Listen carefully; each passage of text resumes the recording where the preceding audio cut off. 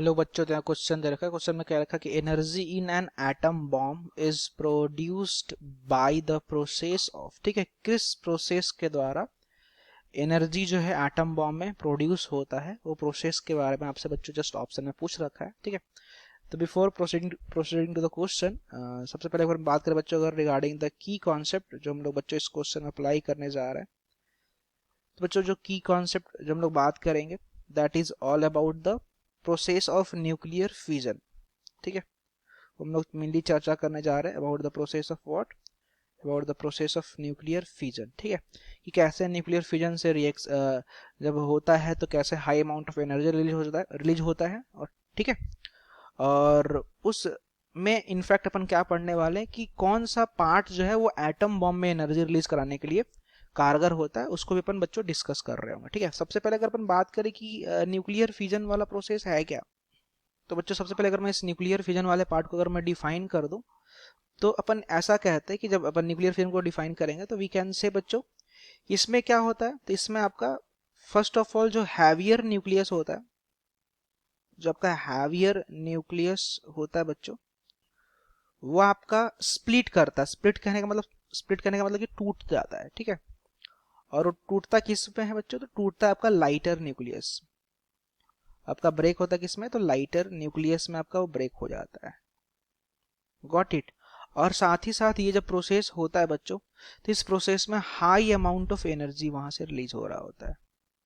ठीक है, तो अगर ऑन एन सिंपल वे में अगर अपन बोले तो ऐसा कह सकते हैं कि the splitting of a heavier nucleus into lighter nucleus. ठीक है, and along with it high amount of energy is released, so this process is known as बच्चों न्यूक्लियर फ्यूजन का प्रोसेस। ओके, अब अगर मैं सिंपल अगर अपन मेनली फोकस करें किस पे, तो मेनली अगर अपन फोकस करें बच्चों ऑन एटम बॉम्ब वाले कॉन्सेप्ट पे, तो जो सबसे जो मोस्ट इंपॉर्टेंट जो रिएक्शन है जो आपका जनरली जो यूज किया जाता है बच्चों, वो आपका रिएक्शन होता है यूरेनियम के साथ। अपन रिएक्शन करा रहे होते हैं ना, यूरेनियम को अपन सबसे पहले पकड़ते हैं, और इस यूरेनियम पे U92 235 पे बच्चों बम्बार्डमेंट करा रहे होते हैं अपन न्यूट्रॉन के साथ।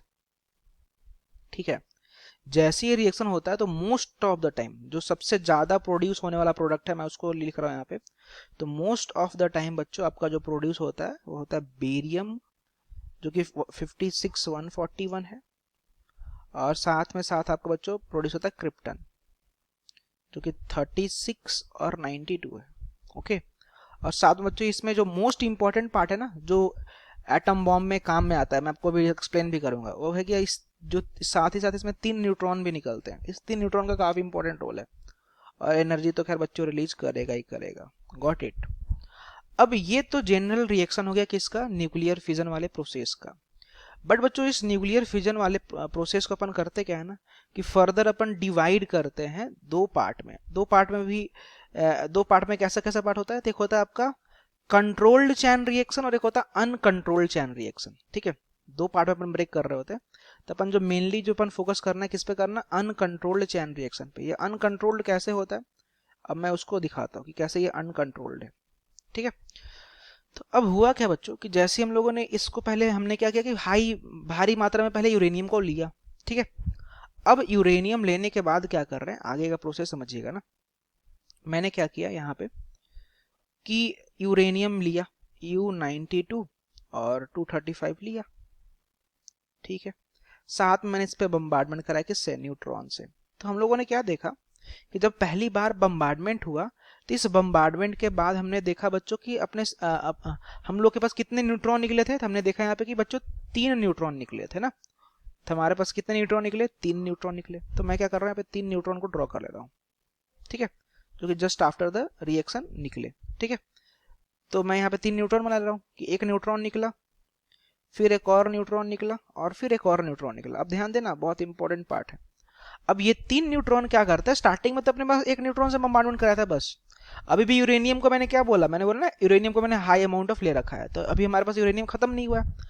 तब फिर से क्या होंगे, ये जो एक न्यूट्रॉन है ये अगेन रिएक्ट करेगा किसके साथ, यूरेनियम के साथ, 92 235 के साथ, क्योंकि हमारे पास हाई अमाउंट ऑफ यूरेनियम ले रखा है। फिर से रिएक्ट करेगा 235 के साथ, फिर से ये रिएक्ट करेगा किसके साथ, 235 के साथ। ओके, अब समझो कॉन्सेप्ट। अब जब ये फर्स्ट वाला जो पार्ट है बच्चों, अब इस फर्स्ट वाले पार्ट से अगेन 3 न्यूट्रॉन निकलेंगे, ठीक है, क्योंकि सेम रिएक्शन ही तो हो रहा है। तो यहां से अगेन 3 न्यूट्रॉन निकला, गॉट इट। यहां से भी 3 न्यूट्रॉन निकला, गॉट इट। और इसमें से भी 3 न्यूट्रॉन निकला। अब समझते जाओ। फिर ये पकड़ेंगे, फिर किसको पकड़ेंगे, फिर पकड़ेंगे यूरेनियम को, ठीक है। अब वो यूरेनियम अगेन 3 अलग अलग न्यूट्रॉन निकालेगा, ठीक है। और ये सोन ये चलता जाएगा। इसलिए अपन इसको क्या कर रहे हैं, अनकंट्रोल्ड कह रहे हैं कि अब इसको कंट्रोल नहीं कर पाओगे आप। और साथ में साथ बच्चों, जैसे ये सारे रिएक्शन हो रहे हैं, तो हमने क्या देखा, जब रिएक्शन होगा तब हाई अमाउंट ऑफ एनर्जी निकलेगा, जब रिएक्शन होगा तब हाई अमाउंट ऑफ एनर्जी निकलेगा। और ये रिएक्शन तो अनकंट्रोल्ड है, मतलब कि बहुत भारी अमाउंट ऑफ एनर्जी निकलेगा, ठीक है। दैट्स वाई ये जो कॉन्सेप्ट बच्चों, जो अनकंट्रोल्ड चेन रिएक्शन है, किसका, अनकंट्रोल्ड चेन रिएक्शन है न्यूक्लियर फिजन का, ये काम में आता है आपका एटम बॉम्ब में। क्योंकि हम लोग देख पा रहे हैं यहाँ से कि कितना high amount of energy release हो रहा है, ठीक है। तो जो मेनली जो हमारा ऑप्शन जो सेकंड है, न्यूक्लियर फिजन का process, that is the correct for the production of energy in what, atom bomb. Okay, thank you.